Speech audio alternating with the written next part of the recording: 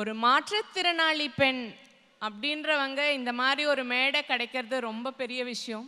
So first of all I want to thank JFW for this amazing opportunity. எங்களெல்லாம் ஒதுக்கி வச்சு ஒரு ரூமில் மூடி வச்சு நிறைய வீட்டிலலாம் அவங்க தண்ட சோறுன்னு சொல்லி அவங்கள சித்திரவதை பண்ணி அவங்கெல்லாம் நீ இருக்கிறதுனால தான் உங்கள் அண்ணாக்கு கல்யாணம் ஆகலைன்னு சொல்லி தற்கொலைக்கே தள்ளப்படுறாங்க.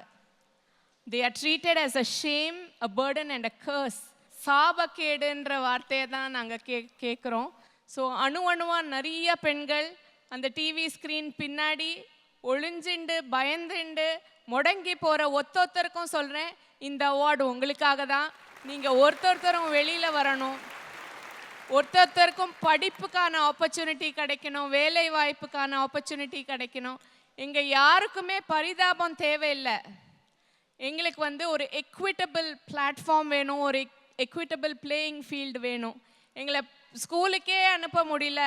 Census, the Indian government census says only 6% of girls with disability even get to go to school. 100 மாற்றுத்திறனாளி பெண்ணில் 94 மாற்றுத்திறனாளி பெண்ணுக்கு ஸ்கூலுக்கு கூட போக முடியல. அப்படின்னா அவங்க என்ன ஆவாங்க?